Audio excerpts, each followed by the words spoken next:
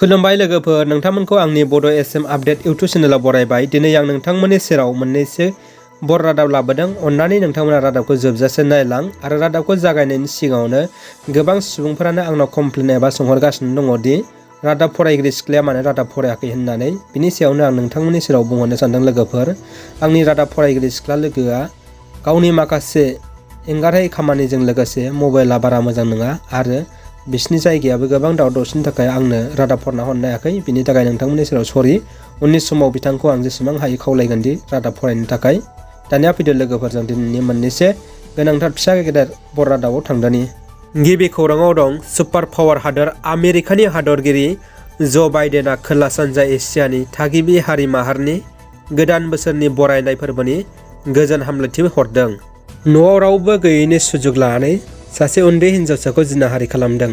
आसामावनो जादों बे मुगैथाव सोंखारिजाथाव जाथाया। मंगलबारखालि रायजोआव जायो मुगैथाव जाथाय। सासे दुथां सेंग्राया न'आव रावबो गैयैनि सुजुग लानानै सासे उन्दै हिन्जावसाखौ जिनाहारि खालामो। खौरांनि बायदिब्ला मंगलबारखालि हरनि 8 रिंगासोआव कार्बि आंलंनि खेरनि पुलिस थानानि सिङाव थानाय रिखांमिहम गामियाव न'आव बिमा बिफा गैयैनि सुजुग लानानै न' साखाथिनिनो प्रेमचंद चौहान मुंनि सेंग्राया दरजा नारनानै हिन्जावसाखौ जर-जुलुमै जिनाहारि खालामो।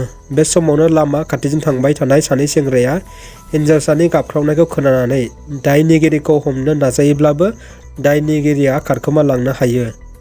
बिनि उनाव नखरनि सुबुंफोरखौ जाथायनि बागै फोरमायनाय जायो।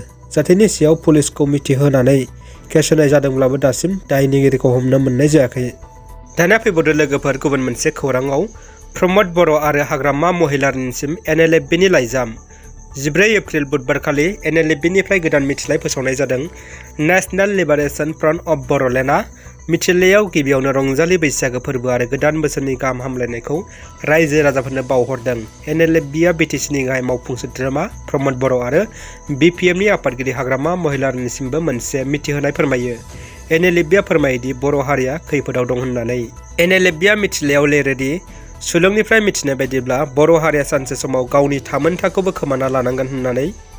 गणतान्त्रिक हादराव फिसा हारिफोरखौ गादबनाय आरो नेवसिनायनि थाखाय NLFB-आ उदां बर'लेण्डनि थाखाय हाथियार दैखांगोन होननानैबो बे मिथिलायनि गेजेरजों फोरमायदों।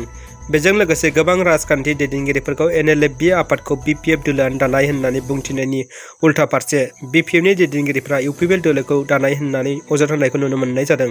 आसाम बिधान सभानि फोसावदिंनाय समाव BJP-नि गोहोगोरा दैदेनगिरि हिमन्त बिश्व शर्मायाबो NLFB आरो हाग्रामा महिलारिनि सोमोन्दो दं होननानै बुंथिनायजों लोगोसे गोबां फोरमानफोरखौ NIA-निसिम दैथायगोन होननानै दाबि खालामनायनि उनावनो बिसायख'थि आय'गआ 48 घन्टानि थाखाय फोसावदिंनायनिफ्राय होबथानाय फोसावदोंमोन। नाथाय उनाव हिमन्त बिश्व शर्माया निमाहा बिनायनि उनाव 24 घन्टा खमायना होनायबो नुनो मोननाय जादोंमोन।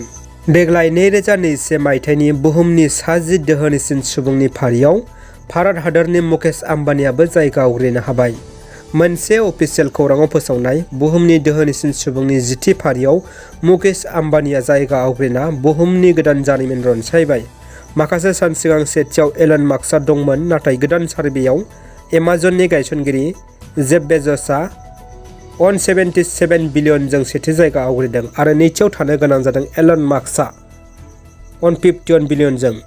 थामथियाव दङ बार्नार्ड आर्नल्डआ $150 बिलियन आरो ब्रैथियाव बिल गेट $124 बिलियन। बाथियाव फेसबुकनि बिफा मार्क जुकारबार्गआ $97 बिलियनजों। द'थियाव वारेन बुफेट, स्निथियाव लारी एलिसन, दाइनथियाव लारी पेज, गुथियाव सार्गे ब्रिन आरो जिथियाव जोंनि भारतनि मुकेश आम्बानीआ $84.5 बिलियनजों जायगा आवग्रियो आरो बिथांमोनानो देग्लायनि आरो दानि बुहुमनि टप 10 रिचेस्ट पार्सन अफ द वर्ल्ड बिमुंखौ मोननो हानाय सुबुंफोर। दानिया फैदो लोगोफोर जोबथा खौराङाव। मेट्रिक आनजाद होगिरिफोरनि थाखाय मिथिनो गोनां खौरां। आसामाव सेबानि SSLC आनजादखौ होनो मोनगोन होनना सेबाया फोसावदों। जा समाव हादरनाङै कर'ना भाइरासनि थासारिया बांलांदों आरो बेबायदि बुब्लियाव CBSE आनजादफोरखौ पस्टपन खालामनांदों। बे समावबो आसामाव सेबानि मेट्रिक आनजादखौ खुंनो थिरांथा लादों। COVID-19नि नेमखान्थिखौ मानिनानै आनजादा खुंजागोन।